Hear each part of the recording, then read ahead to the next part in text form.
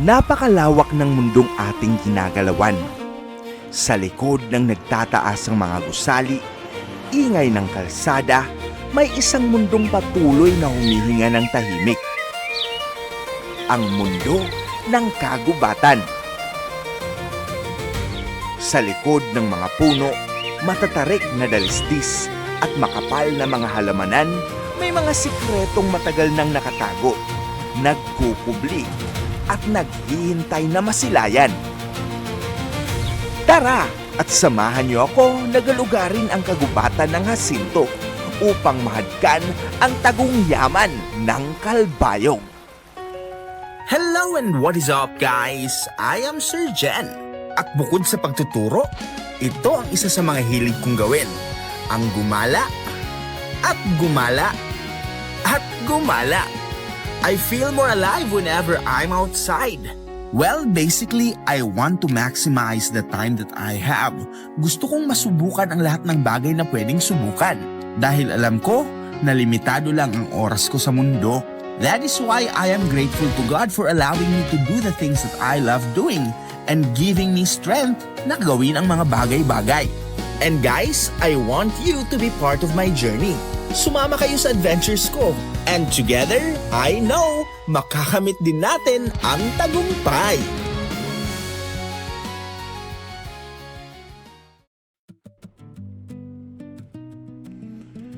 Hindi pa man tuluyang sumisikat ang haring araw, binagtas namin ang napakahaba at mahamog na daan patungo sa Barangay Tarabucan sapagkat doon magsisimula ang aming lakbayin.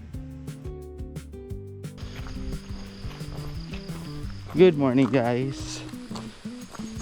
So kanina galing tayo sa Barangay Tarabucan. Hindi na tayo nakakapag-video kasi mabilisan. Bumili tayo ng mga kakainin natin doon sa falls.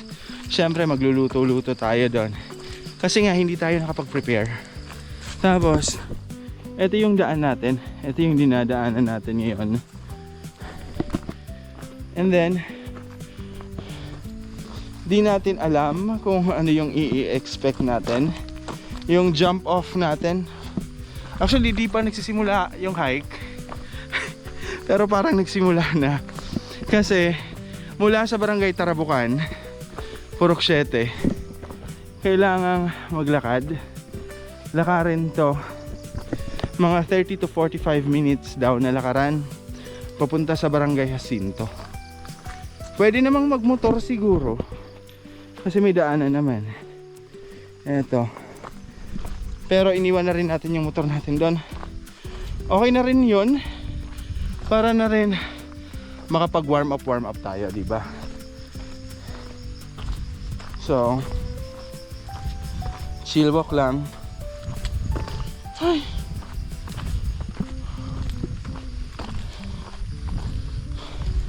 Eto yung kwento.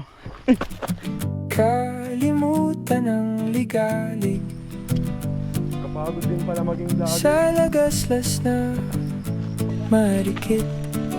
Hayaan ng pusong sabik. Sa kalikasay manahimik.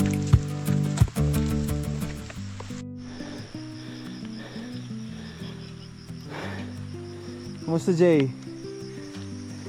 At ang target 5 mga waterfalls. Pero ang pasag ka, yung papuntang Toktok. Para kami umakyat na mountain. Mapapakamot ka na lang talaga sa Di ko kasi in-expect na ganito yung dadaanan namin kasi yung dinaanan namin ng una, puro patag lang. Di ko alam sir na may assault pala. Ganito kataas yung Mount Lupao. Kung ikumpara. So aside sa falls, mountain feels na rin. Kaya Hindi kami nakapaghanda sa puro ahon na akyat dahil ang kwento sa atin, patag daw ang lahat ng dadaanan patungo sa mga talon ng Talahiban. At kaya naman pala, dahil iba na ang rutang ating tinatahak. So yung pupuntahan natin, dapat sa usapan namin sa GC, dapat sa Barangay Talahiban. Kaya lang, di ko alam kung bakit nandito tayo sa Jacinto. Mukhang nagkaroon ng miscommunication sa chat. Pero anyways, nandito na rin tayo. Pasukin na natin to. Hindi ito ang plano, ngunit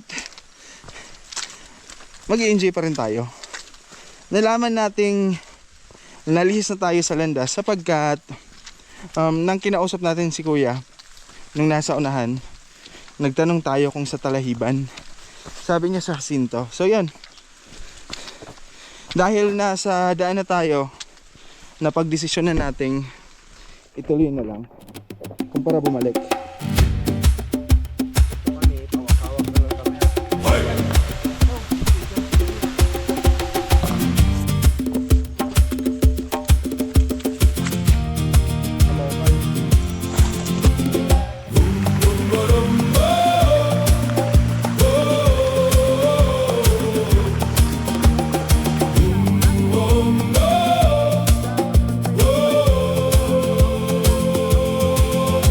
Napadpad sa daang di binalak, likong landas ang siyang bumungad. Di pamilyar ang anyo ng bundok, ngunit tila ako'y tinatawag. Kung saan dalhin ang hangin, doon muna ako. Kung saan umagos ang landas, doon susunod. Hindi kailangang malaman ang dulo ng daan, sapat nang masilayan ang kakaibang kagandahan.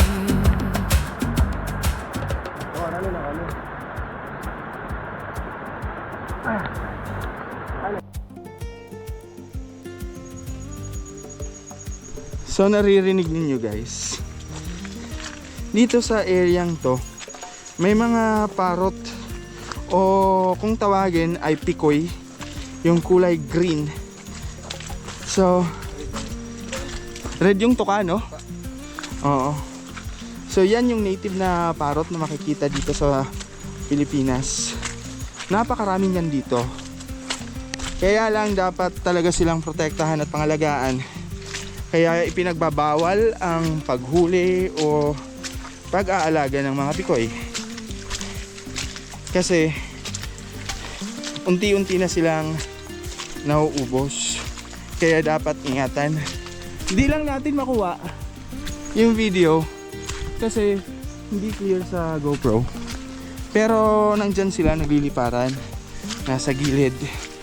So buti sana next time, no, kung may camera tayong malaki, yung malaki yung lens na kayang mag-zoom. Rinig ninyo? That's pikoy, di ba?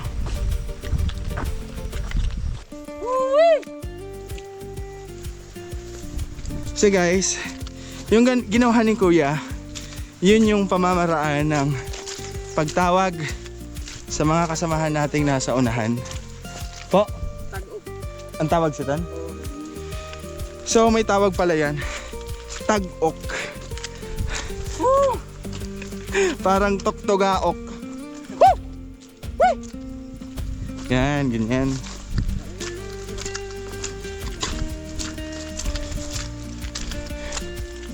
Kasi kapag nasa trail, lalo na kapag walang radyo, hindi ko kasi dinala yung radyo ko. So yun yung mode of communication nila.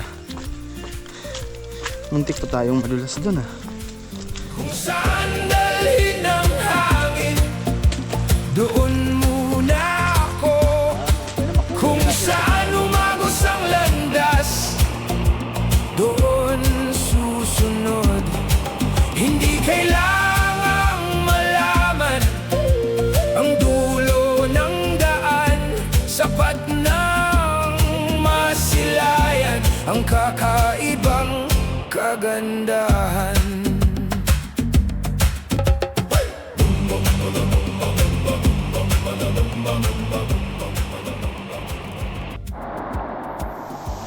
So guys, ngayon, nandito tayo sa tuktok ng Hitasan Falls. Pero bababa pa tayo. Dito tayo dadaan. Papunta doon. Kasi mahirap pababa dyan.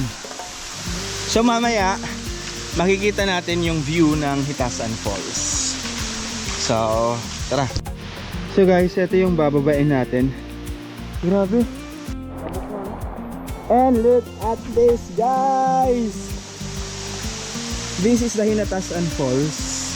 Ito yung pinaka tuktok na level ng Hinatasan. So kanina nandun tayo sa tuktok. Pero ngayon, we're still on the trail. Ito sila. Tapos nag-slide na tayo, guys. Oh, kadalunot. Wow! Look at this, guys! Woo! Wow! Napakaangas! Woo! Saan dalhin ang hangin? Doon muna ako.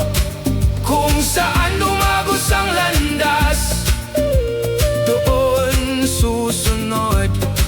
Hindi kailangang malaman ang dulo ng daan. Sapat nang masilayan ang kakaibang kagandahan. So guys, makikita nyo naman kung gaano ka taas yung falls na to. Ganda rin, oh. Wow.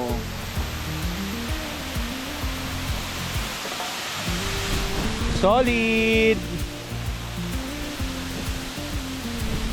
So this is first sa mga pupuntahan pa natin ngayon. Di ba? Ang saya. Matapos ang ilang minutong pagsasaya at pagkamangha sa Hitasan Falls, kailangan na muli naming baybayin ang matarik at mapanghamong landas ng kagubatan. So guys, ito yung gagapangin natin. So, wait lang. Uy, palarong. Hindi kami nagkapangapa.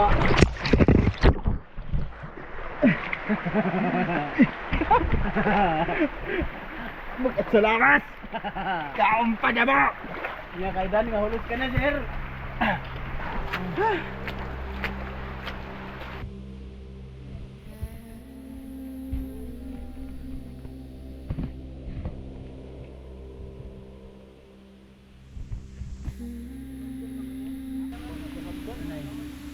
Hindi ko paabot eh. Wait lang. Habang patuloy na ginagalugad ang kagubatan, mas nagiging mahirap ang ating tinatahak. Walang trail, walang palatandaan, at walang malinaw na daan. Bagamat tila walang kasiguraduhan, tiwala tayo na ang bawat hakbang ay magkakaroon ng katuturan. Uy, kuya!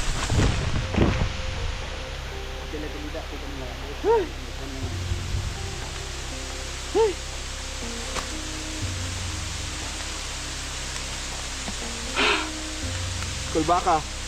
Bangin kasi guys, oh.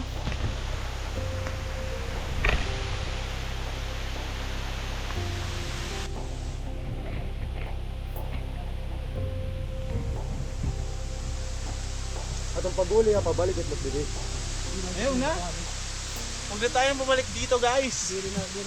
Sa dibdib ng gubat, ako'y humihinga. Sa awit ng dahon, ako'y napalaya. Walang tanikala, ang yapak sa lupa. Bawat hakbang ko'y kwento ng saya. So guys, ito yung ginhulugan sa ulot, pero this is the upper tier or upper level ng falls. Nandun pa, may bangin doon. Falls na yon. Yun na yung main na ginhulugan sa ulot. So, eto napakaangas. Yan. So guys, yung kwento nila kuya sa atin, maraming unggoy raw dito dati, or maraming ulot in local term. Kaya lang dahil nga sa poaching, yun, their population slowly deteriorated. Dahil na rin dumarami yung tao, yung mga unggoy o yung mga ulot lumilipat na sila sa area kung saan hindi sila nagagambala masyado. But on this area, meron pa raw pero kokonti na. Bibihira na, di kagaya dati. Yan.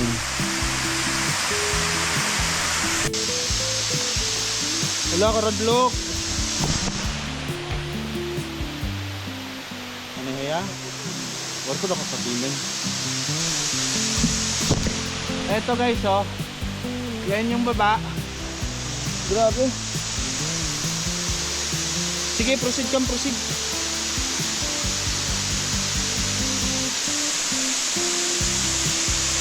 Napakaganda. Tapos kalagitnaan pa lang yan. Nandun tayo kanina sa taas. Meron pa. Pagbagsak meron pa. Dun pa. Malalim pa. Grabe. Akala ko'y ako lang ang nahihirapan na tila gumagapang, sumisemplang at panay ang hawak sa mga ugat.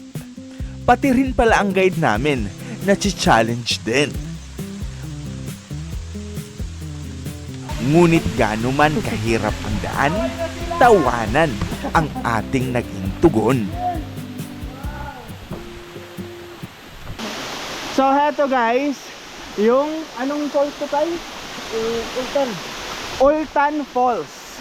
Ultan dahil may ulot na nahulog. Galing pa doon sa itaas. Actually yun, mayroon pa doon, tapos isang level pa doon.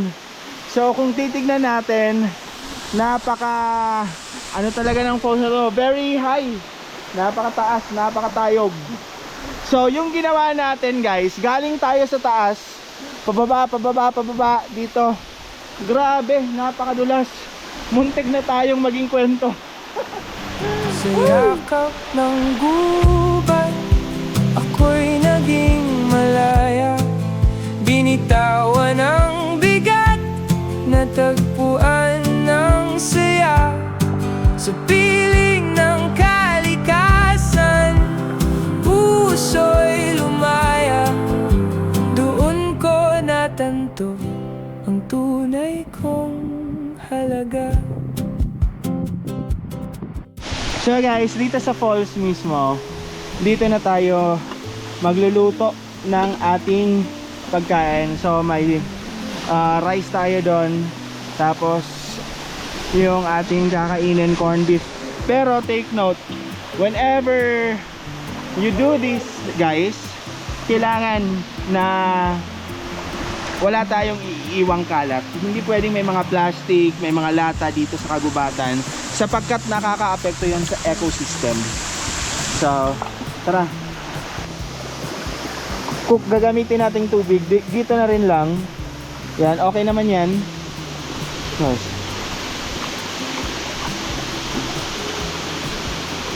Yan.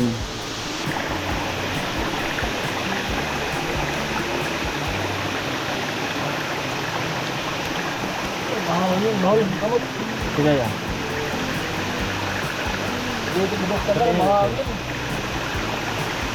Ha? Sige daw. Mahangin sir. So nagkakaproblema kami. Di kami makapag-start ng apoy. 1, 2, 3. Ngali ka ba? Ano ha? Yun!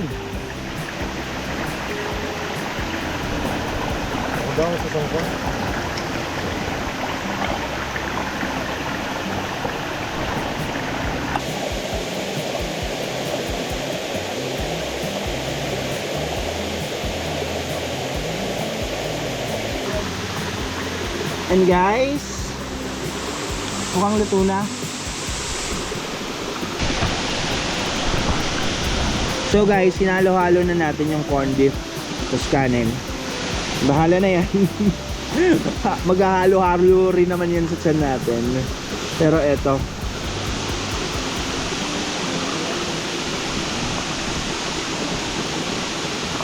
So we're cooking dito sa falls. Wow, angas!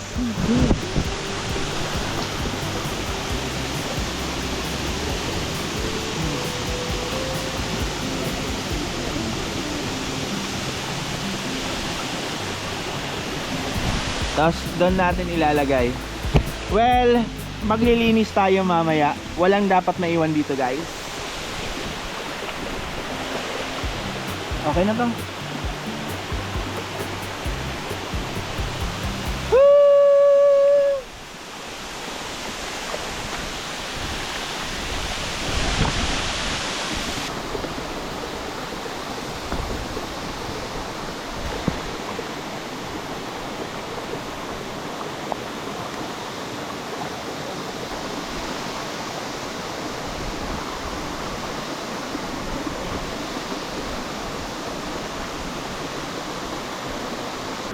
So guys, this is corned beef a la pater. So hinalo natin yung corned beef at yung pater, naghalo-halo na sila. So tara, let's eat.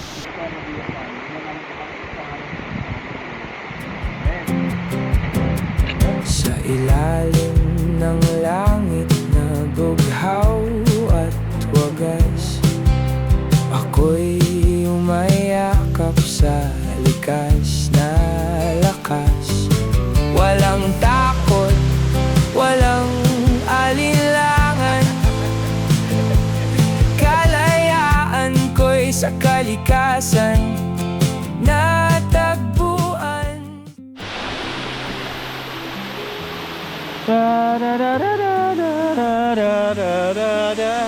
Once again guys, this is the Ultan Falls. So, tapos na tayong kumain, puno ng mga tiyan natin, handa na tayo sa panibagong lakbayin. So, dalawang falls pa raw yung pupuntahan natin, pero yung dalawa medyo malayo na dito. Tara. Ingat lang talaga, madulas yung mga bato eh.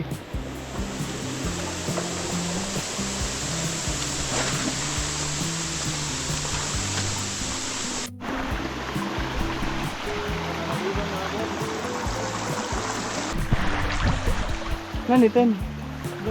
Ay, pagdara. Pero pakita ta. Guys, so look at this. Oh, ganda. Parang sinadya, no? Pero panahon ang nag-kulma nito. Diba? Perfect! Look at that. Habang patuloy na binubuno ang masukal at madulas na landas ng gubat, hindi maiwasang mamangha sa bawat hakbang, sapagkat tila tayo ay naglalakad sa loob ng isang obra dahil sa napakagandang tanawin. Idagdag pa dyan ang maliliit na mga talon na ating nadaraanan.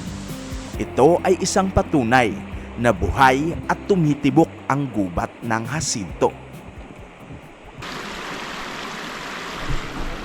So we are here sa Dancing Waterfalls ng Calbayog. Ang tawag sa falls na to ay Napatuo. Yan. Kasi dalawang falls to, may napatuo, may napawala. Napatuo means going right. So nasa right side tayo ng Sapa or Sapa. So eto siya. Tinawag tong Dancing Waterfalls sapagkat yan, gumagalaw siya. Actually yung nagbansag dito si Ma'am Minch. Pero sabi nila sir, dalawang grupo pa lang yung nakarating dito, and we are the second group to visit this place. And napakaangas, oh. Wow. So talagang kamangha-mangha ang mga gawa ng Diyos. Grabe. Hindi natin lubos maiisip na kaya nating puntahan ang mga ganitong kaliblib. Kasi sabi nga nila kuya, kahit sila ay bihira na pumunta dito kasi hindi na ito pinupuntahan ng tao. So malaking tendency na meron pa ditong mga bugsok or deer, yung baboy ramo at kung ano-ano pang hayop, di ba? Napakaangas. Sobrang ganda. Ang mananananande ng mundo. Ang mananananande ng mundo. Sa kagubatan, di ka nag-iisa. Kasama mo ang hangin, tuparin ang iyong dalangin. Sa kabundukan, makikita ang lakas. Lupang iangat ka, susubok sa lakas. Ihanda ang iyong sarili, kagubatan ang siyang saksi. Huminga at lampasan ang pagsubok. Huwag magpapatalo sa pagod. Tunay ngang napakalawak ng mundong ating ginagalawan. Sa bawat bundok, gubat, sapa at maging sa mga ilog at dagat ay tiyak na may yamang nagkukubli. Kaya kahit tayo ay pagod na, ipagpapatuloy natin ang lakbay. Tara at dumako tayo sa Napawala Falls. So guys, these falls, ang tawag nila dito ay Napawala. Pero di pa tayo sure kung tama yung mga pangalan natin. So isasangguni pa natin to sa mga kinauukulan, sa mga may alam. Pero actually, sabi ni tatay, hindi naman talaga to pinupuntahan. So guys, sabi ni tatay, tayo raw yung kauna-unahan pala, hindi pala pangalawa. Kasi last time nang may bumisita dito, actually mga kilala ko rin, nang pumunta dito sila Ma'am Minch, sa Napawala lang sila. Napatuo. So Napatuo na area. Dito sa Napawala, tayo pa lang ang nakarating dito. Di ba napakaangas? Galing, galing, galing. So we're very excited. I am very excited na i-share sa inyo ang adventure natin dito. So, trivia.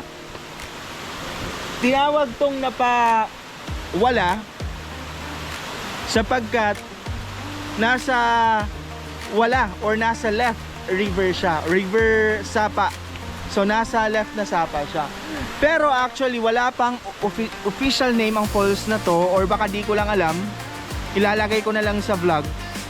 So thank God that we arrived here. We're safe and we're just very happy to accomplish this. Angas. Ang ganda mo, Kalbayog.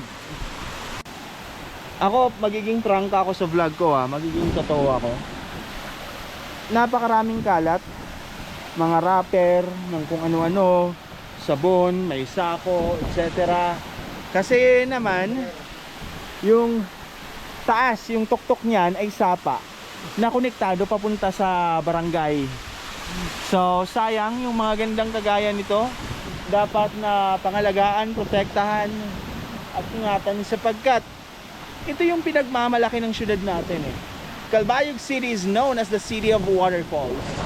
Dapat ang mga yamang kagaya nito, eto dapat yung talagang pinapangalagaan natin sapagkat ito ang nagbibigay ng identity sa atin. Ito ang nagbibigay ng kakilanlan sa syudad ng Calbayog. Angas. Kay ganda ng mundo, paraiso sa lupa, nagniningning ang iyong kaliktan. Kay ganda ng kabundukan, ang sarap mabuhay sa piling mo. Puso ko'y mananahan.